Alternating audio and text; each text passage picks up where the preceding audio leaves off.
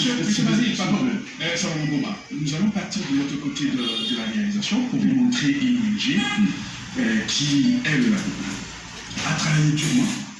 Cette ONG répond aujourd'hui à la crise du maïs. Et dit que si on mettait à sa disposition des moyens de transport, ces territoires-là, comme vous l'avez dit tout à l'heure, seraient capables de juguler cette crise de maïs et petit à petit arriver à jusqu'à ce que d'ici 2 ans, 3 ans, que nous ne parlons plus de la crise de maïs. Nous allons le suivre, ce monsieur Damas Lissala, à qui nous avons fait une interview parce que nous savions que vous alliez venir parler de ça, parler du développement. On suit. Nous avons suivi ce qui se passe au Katanga et aussi au Kasaï, il y a pénurie de maïs. Mais notre réaction, c'est celle d'accompagner le gouvernement. Nous avons suivi la mise au point de VPN, son excellence VK. Les efforts sont engagés pour essayer de résoudre une fois pour toutes ce problème. Mais notre apport comme cultivateur de maïs, c'est de dire à son excellence qu'il y a aussi un territoire parmi les 145 territoires de la République. Je cite le territoire de Bassankoussou qui produit déjà le maïs depuis 2021. Nous avons, à travers notre fondation, la fondation d'Alice Espérance, nous sommes allés accompagner les paysans cultivateurs de maïs à Bassankoussou, de la culture à la commercialisation. Nous leur avons amené des semences et d'autres intrants. Au début de l'année 2022, il y a eu la première production qui nous a permis d'élargir le projet. On a commencé d'abord au secteur de Bassankoussou, dans mon village de Bokakata. Et quand nous avons eu la première production, on a élargi dans les 2 autres secteurs. Ici, le secteur de Wakabokeka, on est entré par le village Bouyela, et aussi en passant par le village Songo, et aussi dans le dernier secteur de Gombalo, nous sommes entrés par Kodoro. Donc nous sommes en train d'accompagner l'action du gouvernement. Je crois cette année déjà, à la première saison, nous allons avoir environ 5 à 10 000 sacs que nous allons acheminer à Kinshasa, parce que la production de la saison dernière, nous avons eu 2000 sacs que nous avons acheminés à Kinshasa. Nos efforts sont là pour accompagner l'action du gouvernement, quand bien même qu'il y a des problèmes. Vous voyez l'impraticabilité des routes de dessertes agricoles, ce qui ne permet pas de facilement acheminer le produit du point de production au lieu d'embarquement. Dieu nous a fait grâce pour que nous puissions évacuer nos marchandises par notre rivière Lolonga et puis par le fleuve.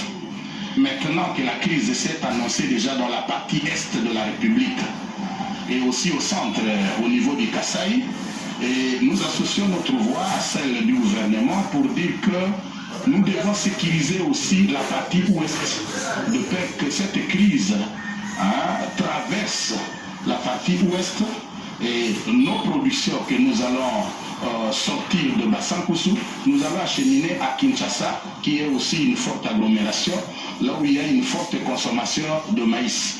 Le maïs étant un aliment de base, il est préféré de foyers congolais. Le foyer quinois préfère le maïs. Et notre apport est de ramener tout ce que nous allons produire à Bassankoussou au niveau de la ville de Kinshasa pour essayer de prévenir que cette crise n'arrive pas à Kinshasa en accompagnement de l'action du gouvernement. L'année dernière, nous avons produit environ 3000 sacs. On a dû accompagner pas moins de 1000 paysans cultivateurs et on a dû produire, je crois, comme nous faisons une agriculture artisanale, les paysans produisent par la main, par la houe, par la machette. Je crois qu'à 1 hectare, ils peuvent produire, l'objectif est d'arriver à 25 sacs par hectare, mais maintenant là, ils sont à environ 15 à 20 sacs. Et si nous arrivons à accompagner 2000 paysans qui peuvent cultiver chacun 1 hectare, nous pouvons nous dire déjà que nous avons 2000 hectares fois 20 sacs, nous pouvons nous prétendre atteindre par exemple 4 000, 5 000 et chaque saison, parce que nous cultivons 2 fois l'année, il y a 2 saisons, je peux vous assurer que chaque année, il y aura augmentation de la production. Nous pouvons passer de 4 000, 5 000, pourquoi même pas 2 000 sacs que nous allons acheminer à Kinshasa. S'il en arrivait que l'accompagnement du gouvernement pourrait venir avec le tracteur, ça nous aiderait pour prendre nos productions de champs, de lieux de production aux milliers d'évacuations. Parce que nous, Dieu nous a bénis, comme je venais de le dire, nous avons la facilité d'évacuer par la voie fluviale. Et de là aussi, j'ai entendu les efforts du gouvernement, il va y avoir 2 bateaux.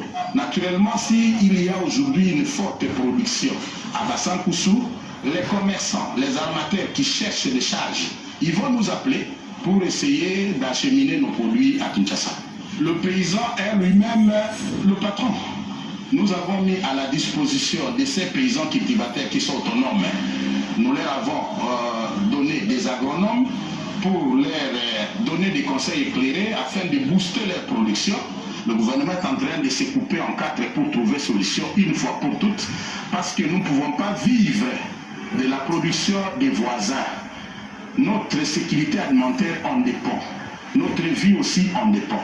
Et nous, les producteurs de maïs, nous sommes de cœur, ensemble avec le gouvernement, nous sommes disposés pour essayer d'étendre ce que nous avons commencé à Bassankoussou dans toute l'étendue de la République. Voilà, merci beaucoup. Vous allez voir Bassankoussou, vous en avez un wana bwende to pesi bino lo sako komono evoloko komono elinga komono mpembe kola pamola bino kwa musoro osala ya bilanga to solo nande ko Basile awa isanga makambo etali ndenge ni mboka na soko okende liboso ya lobike malamu to solo na o etali développement bebo kendi liboso na kati ya ba communauté ndenge wali kuna musoro bino osala ya masango za kitoko pour abandonner. Monsieur Basile Isanga, réaction à partir de ça. Vraiment, monsieur, vous méritez tout le respect. Et tout ce que monsieur a dit, il n'y a pas un petit brin de mensonge. Et nous voulons que même nos gouverneurs, même nos ministres, même le chef de l'État, qu'on ne puisse pas le mettre comme ministre de l'agriculture. Mais ça peut être une matière grise pour travailler sur les stratégies du développement agricole de notre pays. Et quand il soulève le problème de barges et autres pour le transport de maïs, nous l'avons aussi vécu avec l'Europe, même aujourd'hui.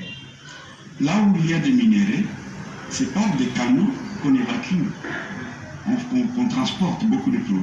À travers les canaux, tout ce que par la voie fluviale ou par la voie des rivières, on achemine tout ça vers les grands ports quand on veut évacuer les produits. C'est une technique qui se passe et le président Tshisekedi connaît bien quand il va à Ronquière, il sait ce qui se passe avec le plan incliné des Ronquières en Belgique, en Wallonie. Et ici, pour ce qui est de l'Équateur et dans les fins fonds, que les députés, les politiques arrêtent de mentir les paysans. Quand on va les voir pendant la période électorale, on a tendance à dire les mamans ne doivent pas travailler avec la houe, les papas ne doivent pas travailler avec des machettes, nous allons vous amener des tracteurs. Mais quel est le coût du tracteur? Vous, monsieur le député, vous, le monsieur candidat député. Non, il faut pas se leurrer. Les machettes, comme il l'a dit, les houes, comme il l'a dit, il faut les apporter. Pour arriver à faire une grande étendue de la terre, on a besoin seulement d'une houe, d'une machette, d'un bâton. Non, mon frère, ne rêvons pas. Moi, je vous parle du développement économique et agricole tel qu'il doit être. Vous avez senti les moyens qu'on a aujourd'hui. Oui, les moyens qu'on a aujourd'hui, parce que si vous ne vous contentez pas des moyens que vous avez aujourd'hui, c'est que vous rêvez. Vous rêvez avoir une voiture, pensant que quand on a une voiture, c'est une bénédiction, alors que c'est un moyen de transport. Mais cela n'exclut pas ce que le gouvernement puisse apporter un offre de soulagement par rapport à ce que M. Damas a dit. Si on a encore des tracteurs comme René dit, on peut encore faire mieux pour les routes. Moi, je suis un villageois. Je voyage beaucoup, mais pas pour me chercher un terrain. pour chercher le pouvoir à lui en tant que chef coutumier sans village. Donc, vous savez, je suis arrivé à un endroit, à un village, j'ai trouvé une femme qui manquait. On m'a dit que cette femme-là manquait 500 francs pour acheter l'aspirine pour sa fille qui était malade. Elle a demandé au village, tout le monde, personne, il disait Nazana Mouti, Nazana Mouti. Enfin, l'enfant est morte. Mais dans sa maison, on nous dit qu'elle a 15 sacs de manioc. Mais parce que tout le monde dans sa maison a des sacs de manioc, il ne sait pas par où vendre, alors tout le monde n'a pas l'argent. Ça aussi, c'est un problème. Les routes, ça bloque le développement. Effectivement. Ce qu'il est en train d'évoquer pour les tracteurs, le gouvernement peut venir en aide pour donner aux fermiers, aux gens qui travaillent dans l'agriculture, les tracteurs pour ouvrir les routes afin d'amener les marchandises vers ne fût-ce que le port pour la Nous parlons la même chose. Vous sentez que lui-même a dit. Mais il faut prendre les dispositions parce que la fois passée, le gouvernement passé, nous avons vu, ils ont donné des tracteurs au ministre, tout ça, ils ont pris, ils ont transformé ça en moteur de leur hors-bord, ils ont jeté les étangs. C'est ça, c'est que lui dit que les tracteurs, tout d'abord, en premier temps, c'est pour transporter les produits vers les lieux d'évacuation, les centres de consommation. C'est déjà une solution. Je ne suis pas contre les tracteurs, même pour les grands champs. Prenons le cas de Bukangalonde, avec tout ce qu'on a fait comme charron. Qu'est-ce qu'on a fait de ces charrons? Qu'est-ce que ça a réalisé? Ça, c'est la mauvaise chose. Voilà. C'est à ce niveau-là que nous voulons que les gens comprennent que si nous voulons aider la population, nous voulons commencer la production, commençons par l'essentiel. Les routes, comme il le dit. Je vous donne un petit calcul.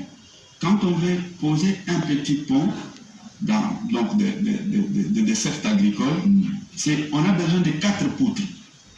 4 poutres de 40 sur 60, 2 jumelés.